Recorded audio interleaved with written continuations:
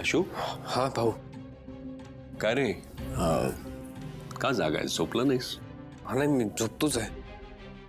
2 मिनिटं आपण बोलू शकतो का? बोला ना. अशू, मला माहिती आहे की तू निर्णय घेतलायस. तू जो निर्णय घेतलायस तो जर तुला योग्य वाटत असेल आणि तू जर त्यावर ठाम असशील तर तो निर्णय बदलण्याचा मी प्रयत्न करणार नाहीये. फक्त मला तुला एक प्रश्न विचारायचा आहे. तू हा निर्णय का घेतलास?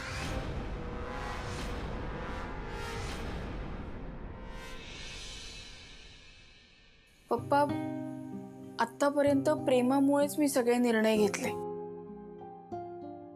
पडती बाजू घेतली.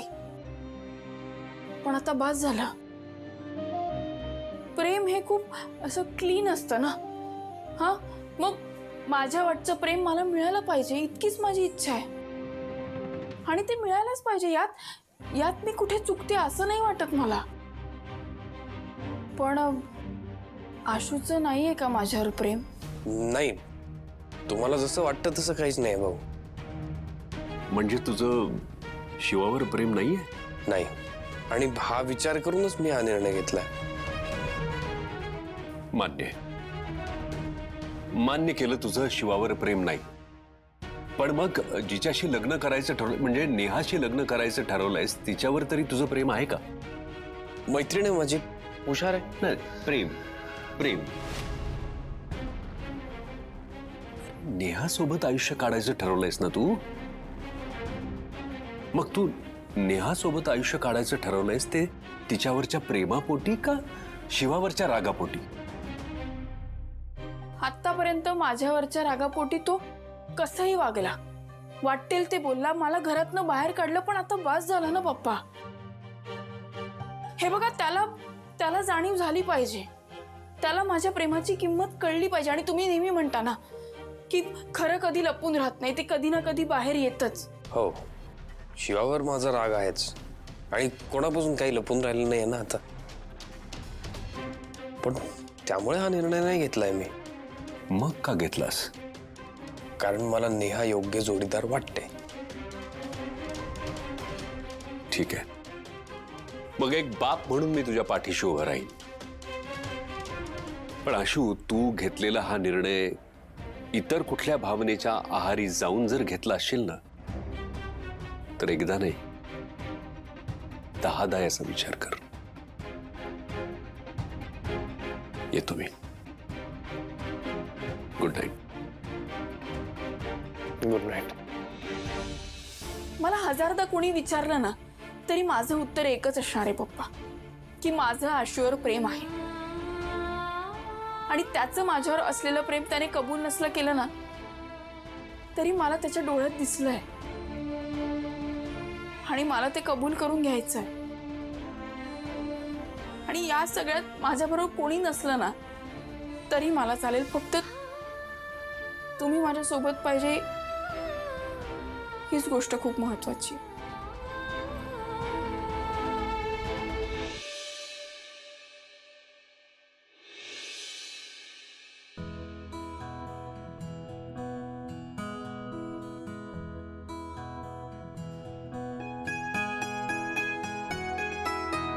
आशू,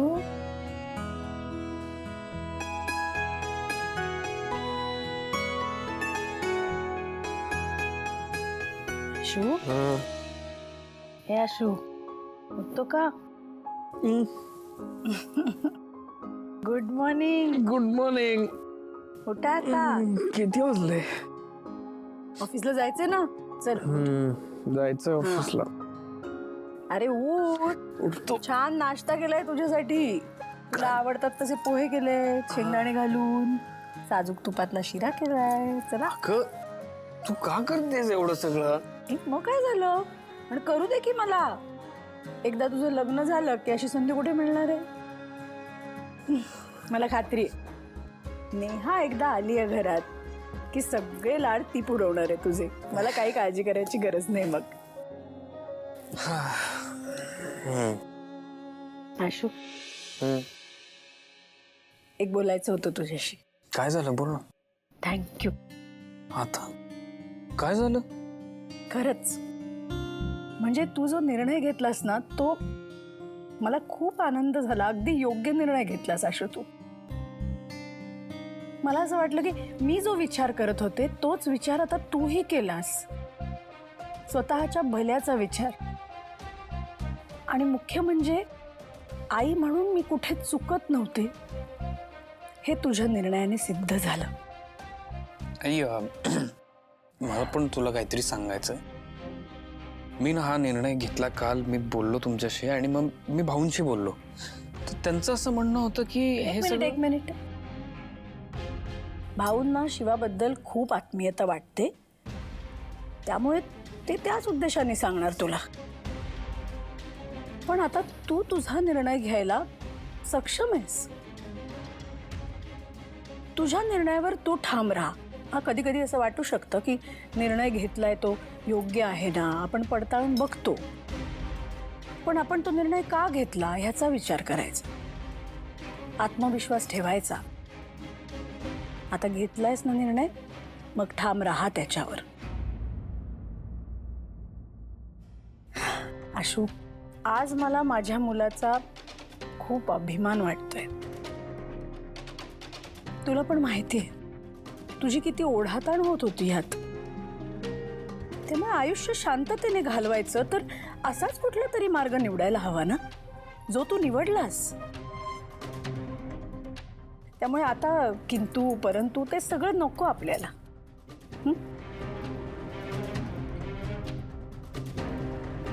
बरं चला, खूप काम आहेत आणि वेळ कमी आहे बाबा.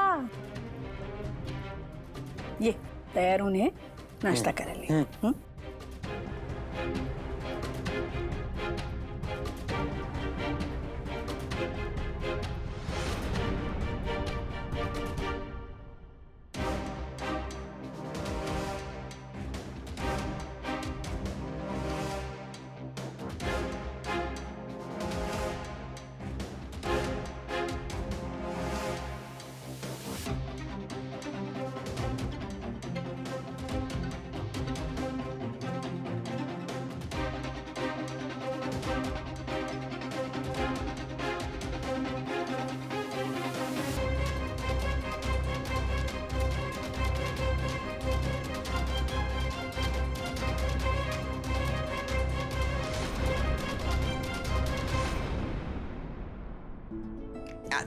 नाही.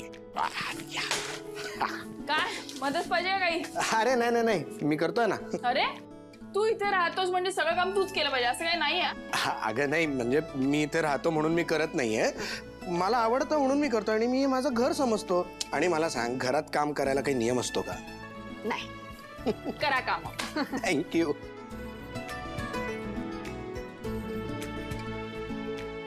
शिवा, हा, आशूने सुद्धा लग्नाला होकार दिला असं कळलं मला. हा. नाही म्हणजे त्याने असं नव्हतं करायला पाहिजे. तुला तुला खूप त्रास होत असेल ना? नाही बाई, मी चिल्ला एकदम. शिवा, हा रे, मी कॉन्फिडेंट आहे. मला माहिती आहे आपलं प्रेम आपल्याकडे येणार, त्यामुळे सगळं नॉर्मल आहे. चांगलं आहे यार. आय मीन तुला तुला होप्स तरी आहेत. मला तर समजतच नाहीये काय करू. चंदन, होईल रे सगळं नीट. सगळं नीट होणार आहे. तू मला सांग, काय काम आहे का आता? हा, अगं ही गाडी सकाळीच आली आहे आणि मला काही कळत नाहीये काय झालंय. जरा तूच बघ.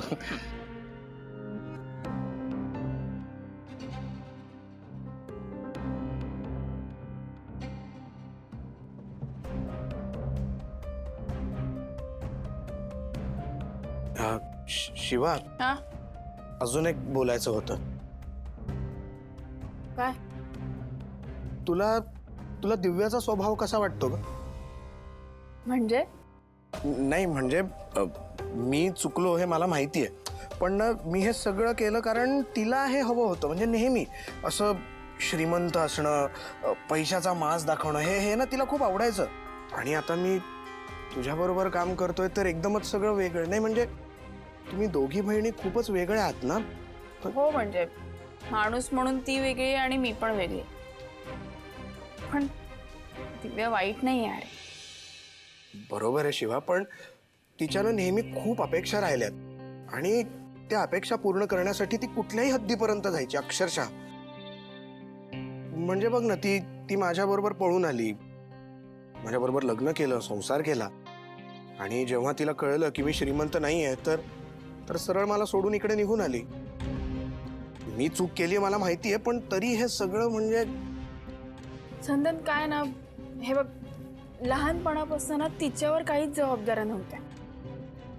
सगळ्या जबाबदाऱ्या माझ्यावर होत्या, घराची, आईची, बाई आजीची, सगळ्यांची. आणि तिने शिक्षण केलं, तिला गोष्टी जशा पाहिजेत ना तशाच हव्या असायच्या आणि तिला सगळ्यांनी दिल्या पण.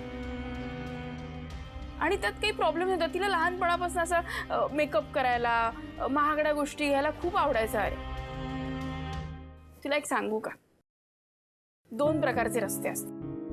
म्हणजे एक रस्ता असतो एकदम असा खडबडीत आणि खडतर असतो तो, आणि दुसरा असतो एकदम आरामात चिलमध्ये जायचा. आता तिने चिलवाला रस्ता पकडला, त्यात मला काही प्रॉब्लेम नाहीये. पण ह्या सगळ्या गोष्टींमुळे ना तिचा स्वभाव जरा असा झालाय. पण तिच्या मनात प्रेम आहे कुठेतरी, एवढं नक्की.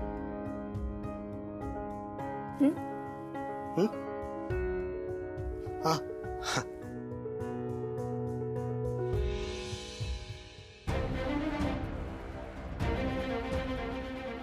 शिवा तर स्वभावाने फार सरळ आहे.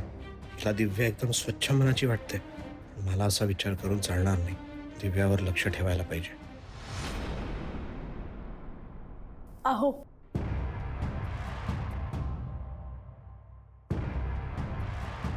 तुम्ही कितीही बोलणं टाळलं ना तरी मी बोलणार आहे. हे बघा, प्रश्न आता ना शिवाचा नाही, आशूचा आहे, त्याच्या आनंदाचा आहे. तुम्हाला एक विनंती करायची होती, ती हात जोड. सीता, आता हे काय, हे कशाचं? शिवाय दुसरा पर्यायच नाही ठेवलाय तुम्ही. हे बघा, आता सगळं चांगलं चाललंय, आशूने होकार दिलाय. मग ह्या लग्नात तुम्ही सुद्धा मनापासून सहभागी व्हा ना, नाहीतर रुखरुख लागून राहील हो मनाला. सीता, मी तुला याआधीच सांगितलंय, माझी या कशातही पडायची इच्छा नाहीये. मला यात सहभागी होता येणार नाही. अहो, हे माझ्या आनंदासाठी नाही चाललंय, हे आपण आशूसाठी करतो. आशूच्या जन्माच्या वेळी डॉक्टरांनी माघार घेतली होती. त्याच्या जगण्याला 1% शाश्वती दिली होती फक्त.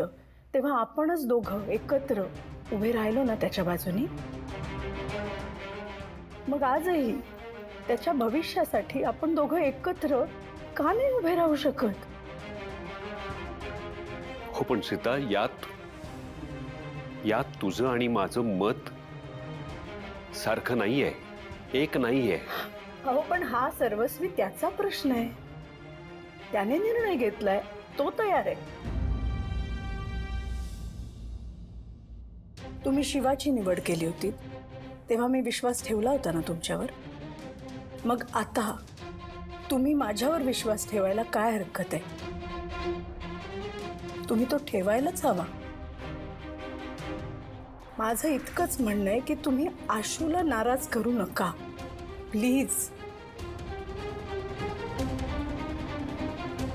ठीक आहे, मी विचार करतो.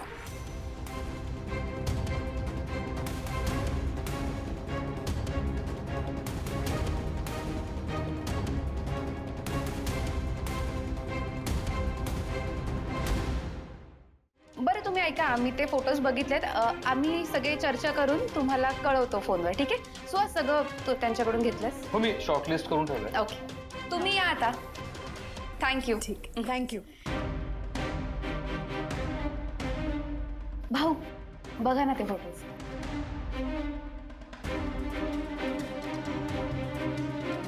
छान आहे ना? हं. अरे वा, नवरदेव आले. आशू ये ये. ऐक, मी ना जरा एक सिलेक्ट केले. तू इथे बस पहिले, आई दाखवेल तुला. आई दाखव ना ते फोटोज. हे बघ, हे ना रिसॉर्ट आहे. इथे एक छान रिसेप्शन होईल. मला खूप आवडलंय. हा जरा ऐक, थांब माझं. आणि आशू मेनू कार्ड सुद्धा एकदा बघून घे आणि त्यातले तुझे आवडीचे पदार्थ जर तू फायनल केलेस तर बरं पडेल ना. एक मिनिट थांबा, सगळ्यांनी जरा थांबा. दादा, तुला लग्न करायचं नाहीये हेच ना? संपदा, माझं ऐकून घ्या. हे बघा, जरी मी लग्नाला होकार दिला असला तरी मला काही असं खूप मोठं लग्न करायचं नाही. आपण छोटंसंच लग्न करूया आणि इथे बाहेर घराच्या केलं तरी चालेल. अरे असं का म्हणतोयस आशू? आशू एक मिनिट, मी या लग्नासाठी खूप एक्साइटेड आहे आणि मी तुला इथे बाहेर वगैरे काही अंगणात लग्न करून देणार नाही. रिसॉर्ट बुक केलं, तिथेच करायचंय. ताई, माझी इच्छा नाहीये.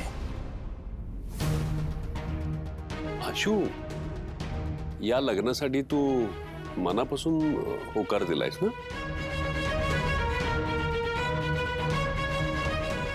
मग आता का नाही म्हणतोस? भाऊ काय आहे ना, हे माझं पहिलं लग्न नाहीये. निदान हा छोटासा डिसिजन तरी मला माझा घेऊ द्या. तेवढं तरी फ्रीडम द्या ना मला. आशू, अरे पण नेहाचं तर पहिलंच लग्न आहे ना, त्यामुळे तिला काही एक्साइटमेंट असेल. अगदी बरोबर आहे सुहास सर. अरे तिची काही हाऊस मौज असेल की नाही आणि मावशीला काय उत्तर द्यायचे. बरोबर आहे, मी नेहाशी बोलतो. मग तुझा ठीक आहे, आपण इथेच आपल्या अंगणात लग्न करूया. पण मग आता त्याप्रमाणे आम्ही ठरवू का बाकीचं? हो अर्थात, ठरवा. मी आलोच जरा, आणि म्हणूनच हे नको.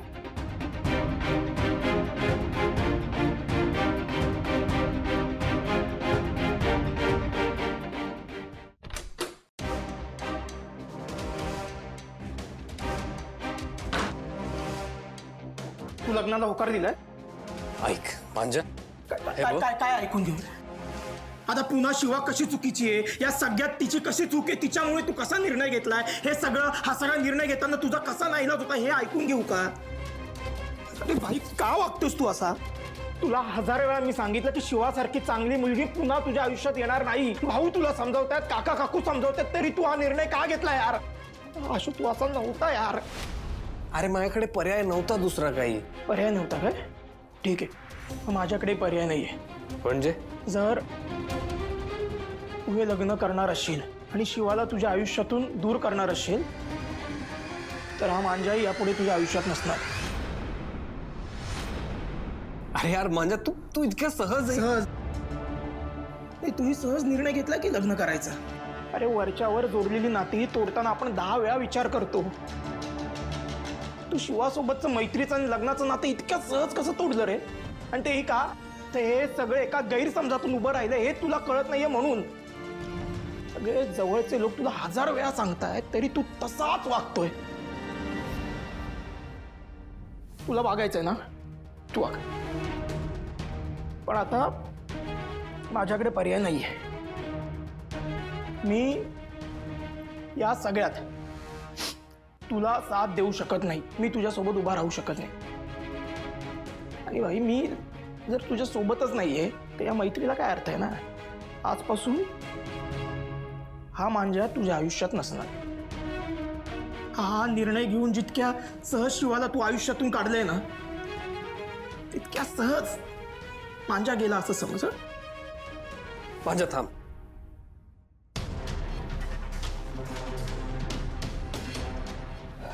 हे बघ, तू तुझ्या निर्णयावर ठाम आहेस ना? ठीक आहे, काही हरकत नाही. पण एक गोष्ट नेहमी लक्षात ठेव की तुझा मित्र आशुतोष नेहमी तुझ्या पाठीशी उभा असेल. तुझ्या एका हाकेवर कधी केव्हाही मी इथेच असेन मांजा. मी इथेच असेन.